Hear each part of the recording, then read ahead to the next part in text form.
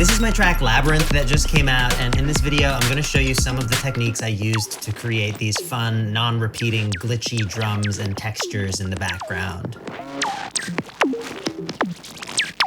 The main sound is just plats, doing this clicky percussion. I find I like a few different areas within this second drum model here. And by the way, this is all sequenced with the Ericsson's Black sequencer, so there's a little bit of an underlying rhythm, but there's a lot of steps that we'll skip.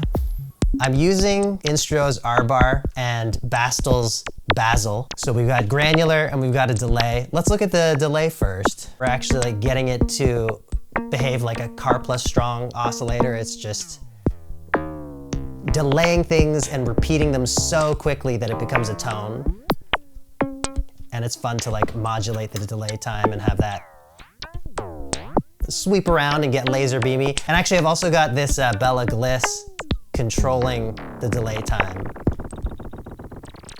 And you can hear it right at the bottom there. And if I offset it even more, it gets much longer and sounding more like a normal delay. So the fun here happens where if I use this module to like record some modulation, get these cables out of the way.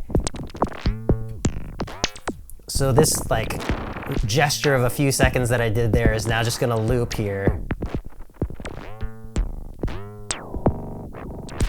And it will be offset by this knob position. And so I kind of like it going all over the place and being unpredictable, but you could also do stuff where it's just really quick.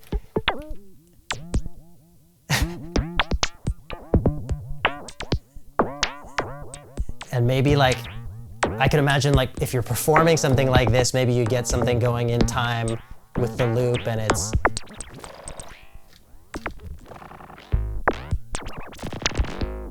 and there's like a repeated gesture there, but sound-wise it's always kind of different because it's affecting a different sound depending on what is being sequenced as the delay affects it. And here's R-bar, taking in the same input, this sound from Platts, but pitch shifting it and granularizing it. And I've also got these two Gliss channels modulating it.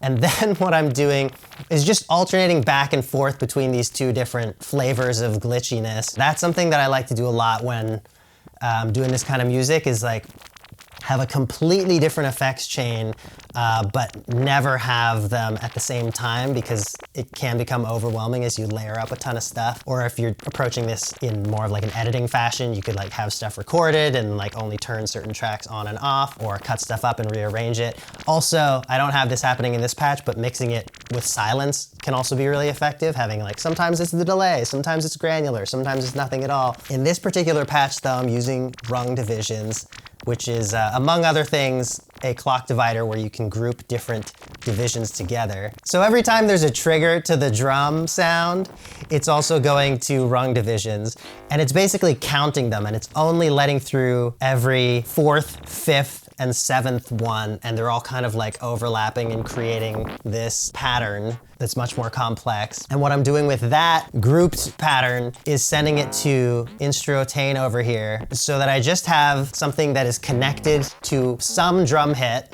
but not every drum hit. And that's what's doing the switching between the delay and the granular. So putting the original beat back in. And if I get the delay doing something very distinctive, like a really high note, you can see every time that light is lit, we're hearing the granular, and every time it's not, we're hearing that high delay. So it's just a way to go back and forth between those different sounds. And I find that with this type of music, having those switches happen right on a drum beat just makes the most sense. Let's modulate this again.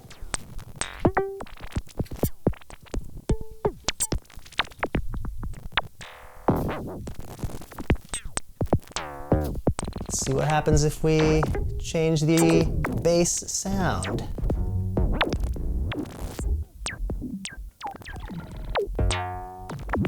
And final thing, which maybe I should have had going on a little earlier, is I actually had these at the same volume, but usually I'd keep that main beat, of course, more at the forefront, and then just dial in these little glitchy details to be more of a background element.